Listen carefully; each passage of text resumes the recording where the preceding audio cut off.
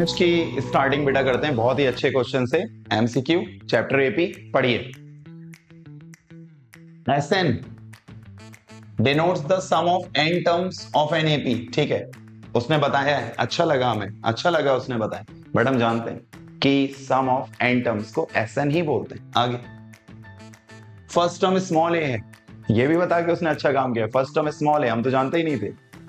Common difference small D, common difference small D है।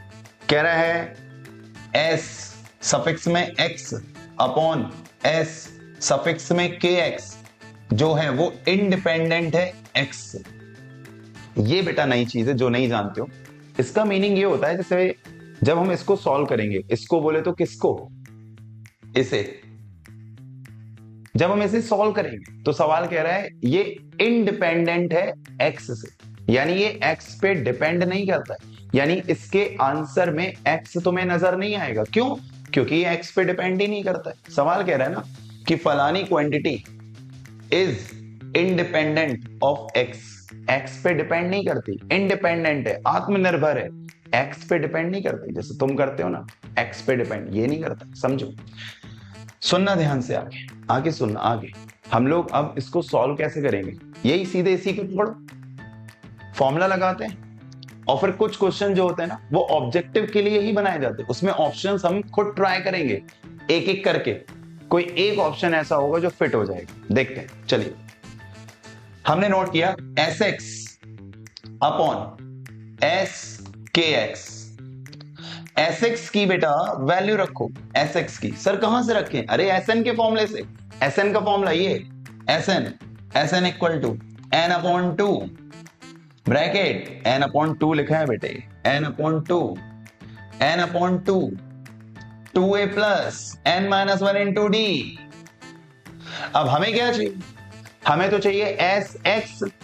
तो S x के लिए जहां जहां एन नजर आ रहा है वहां वहां एक्स रख दो, तो एस एक्स आएगा x upon two bracket two a plus x minus one into d upon S के एक्स चाहिए। अब एस के एक्स, तो जैसे जैसे एस एन निकाला था ना, अब एन के प्लेस पर, एन के प्लेस पर के एक्स रखो, एन के प्लेस पर के एक्स रखो, तो k x upon two bracket two a plus के x minus one into d.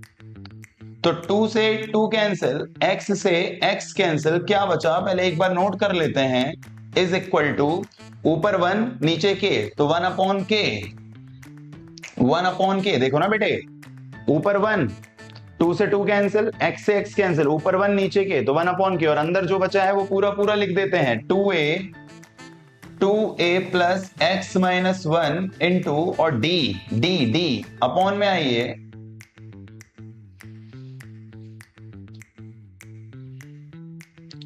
Upon two a plus के x minus one into d, k x minus one into d और bracket बंद। अब इतना होने के बाद कुछ नहीं कर सकते हो, ऑप्शन ट्राई करने पड़े। तो पहला ऑप्शन ट्राई करते। पहला ऑप्शन क्या रहा है? डी इक्वल टू ए रख दीजिए, डी इक्वल टू ए रख के देखते हैं ना, d equal to a, d equal to a रखते हैं, सॉल्व करते हैं। अगर एक्स कट गया तो यही आंसर सही है, क्योंकि जो आंसर आना चाहिए कह रहा वो इंडिपेंडेंट है एक्स से, मतलब उस आंसर में एक्स नजर नहीं आएगा। तो डी बराबर ए ट्राई करते हैं ना, डी बराबर ए, चलिए ट्राई करिए। वन अपॉन के two a plus x minus one, d के प्लेस पर भी a upon two a plus के एक्स माइनस वन और डी के प्लेस पे भी ए। इसको सॉल्व करते हैं आगे, तो वन अपॉन के, अब सुनो थोड़ा सा डायरेक्ट करते हैं, टू ए, चलो नहीं करते पूरा करते हैं, टू ए प्लस ए का एक्स में ए एक्स, ए का वन में माइनस ए अपॉन अपॉन अपॉन अपॉन, फिर उसके बाद अगर हम देखें बेटा टू ए प्लस के एक्स, ए का इंटू तो के ए एक्स, ए का इंटू के ए एक्स और माइनस माइनस ए। आप देख पा रहे हैं क्या मिल रहा है हमें? Equal one upon k, one upon k, one upon के, टू ए में से ए चला गया बेटा, ए प्लस ए एक्स अपॉन, नीचे आइए, 2a में से a चला गया, a प्लस के ए एक्स। आप ये देख पा रहे हो यहां x कटने की कोई संभावना नहीं है।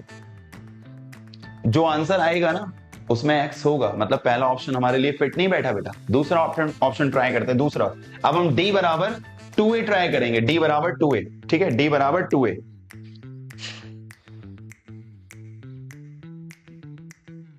पैसा खर्च करो, क्या नहीं होता, नहीं? वाह यार, एक नंबर।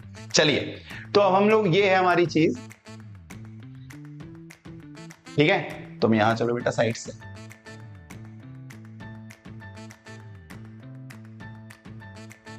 ये था बेटा ये, ठीक है। और ऑप्शन क्या थे? ऑप्शन थे, दूसरा ऑप्शन ट्राई करना है हमें।